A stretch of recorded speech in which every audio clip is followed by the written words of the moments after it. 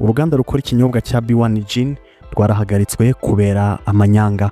Ni amakuru yagiye hanze rero, ajya hanze ashyizwe hanze n'abantu batandukanye, akabahamya ko hakozwe operasiyo yo kugenzura uruganda rwa Root Investment Group Limited, urwo ruganda rukora B1 Gin, basanga rero rukora ibiteye ubwoba. Inzego zinjiye muri uruganda rero, uruganda rukaba ruba rurinzwe cyane, aho rukorera ku Gisozi mu karere ka Gasabo. Bagezemo rero ngo barumirwa, ngo bari bafite aho bakorera ibinyobwa bohereza ku isoko, bakagira naho bakorera ibijya mu bugenzuzi, bakerekana yuko uruganda rukora ibyujuje ubuziranenge, ariko hanyuma mu byo bakora bajyana ku isoko ugasanga bafite ibindi bakora bitandukanye n'ibyo berekana yuko byujuje ubuziranenge.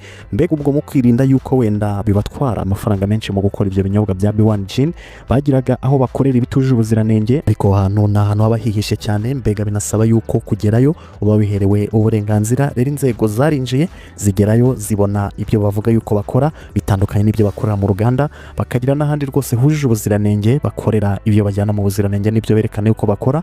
Ibyo ngo byahise bituma inzego zivuga ziti ibi ntabwo bishoboka, uruganda bahita baruhagarika. Amakuru dukesha ukwezamya ko umuyobozi w'uru ruganda ariwe Jean Paul Habumugisha yahise atabwa muri yombi, yengo n'abandi bakomeye muri uru ruganda bari gukurikiranwa.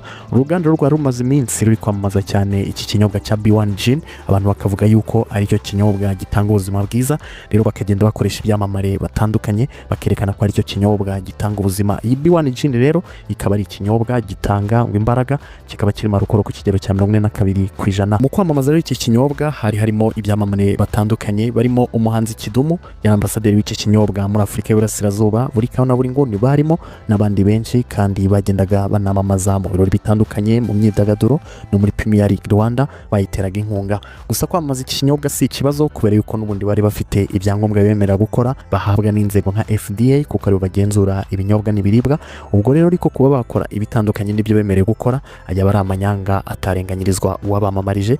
Ubwo rero baje kugenzura basanga ibyo bakora bitandukanye n'ibyo bagaragaza yuko bakora, bahita bahagarika uruganda rumaze icyumweru kirenga rufunzwe, kandi n'umuyobozi warwo ahita afungwa, n'abandi bakozi kandi barimo ngo bari gukurikiranwa, kubera yuko kuba wakora ibitari ukuri, ubizi ko bitari ukuri, ntabwo byatuma udakurikiranwa ngo nuko wenda utari umuyobozi. Muri iyi minsi rero polisi yahagurukiye ibintu bitujuje ubuziranenge nka za magendu n'ibindi, kugira ngo hatazagira ibizica abanyarwanda. Uruganda rero rusanzwe rufite uruhushya rwemerera gukora inzoga, rugakora energy drinks, rugakora ibidasembuye, ibisembuye, imitobe n'ibindi. Ubwo rero bo bakagenda bakagira ibyo bakora bitandukanye n'amahame cyangwa se n'uburyo bwa nyabwo bwo gukora ibyo bintu, wenda kugira bagabanye igiciro cyo kubikora, ariko mu by'ukuri ari ukwica abanyarwanda.